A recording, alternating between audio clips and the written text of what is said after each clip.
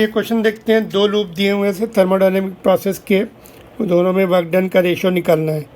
तो वैसे तो area of the loop gives the work done, but यहाँ पे एरिया निकालना मुश्किल है because one of the processes is isothermal. जो कर्व्ड प्रोसेस है वो आइसोथर्मल है, तो हमें इंडिविजुअल प्रोसेस के वर्क डन निकाल के रेशो निकालना पड़ेगा। तो फर्स्ट प्रोसेस में चलते हैं। देखो work done is equal to W1 A से B तक।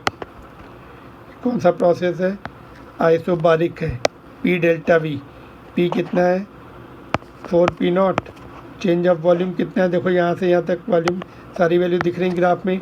ये 2V0 और ये V0, तो V0 है।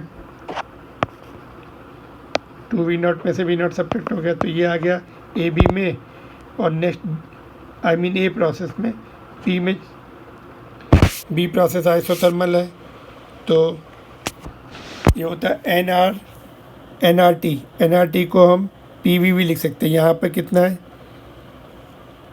P इंटू V है ना, टेम्परेचर चेंज नहीं होगा। देखो PV is equal to NRT होता है ना।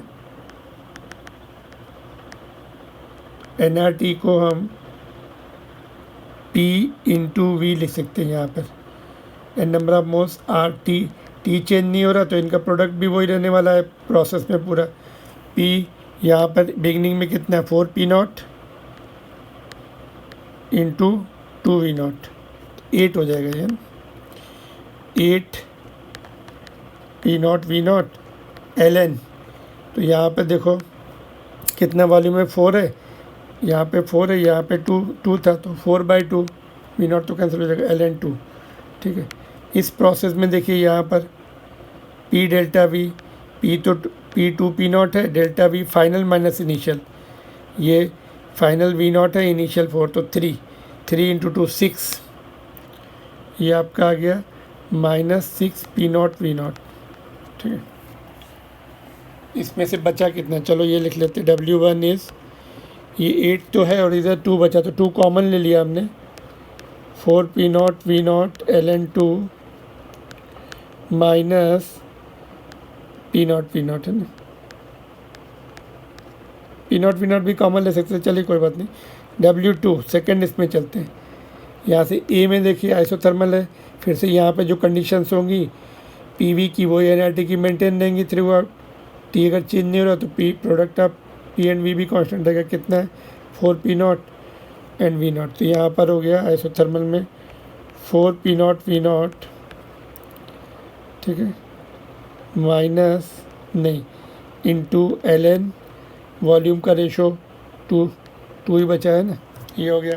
अभी बी प्रोसेस में देखो ये आपका, अच्छा हमने इसमें क्यों नहीं देखा, ये डी में क्यों नहीं देखा? बिकॉज ये पहले वाले में देखो ये आइसोकोरिक है, इसलिए यहाँ पर 0 डी प्रोसेस में हमने केवल यहाँ तक ही देखा। अभी इसमें देखो नीचे आ गए तो 0 है ना। अभी ये आइसोबारिक है, P0 into change of volume V2 minus V0 minus 2V0, तो माइनस ये हो जाएगा -P0 V0 है ना। इसमें तो कुछ है ही नहीं। अभी डिवाइड कर दो, ये फिर से कांस्टेंट वॉल्यूम प्रोसेस है, no work is done in that, isochoric भी बोलते हैं। W1/W2 कितना हो जाएगा? रेशो देखो ये पूरा टर्म ही डिवाइड हो रहा है, केवल 2 बच रहा है, रेशो इज 2।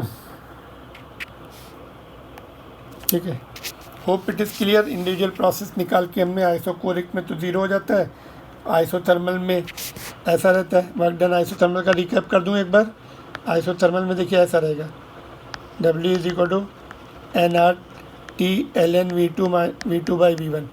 NRT PV के बराबर होता है।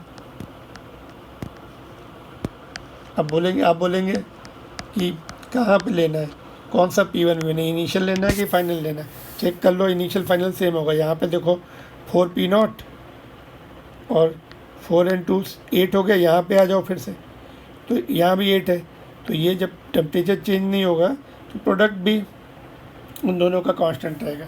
अगर राइट हैंड साइड का कांस्टेंट है तो लेफ्ट हैंड साइड भी कांस्टेंट रहेगा। ऑलराइट, तो that's how you will do.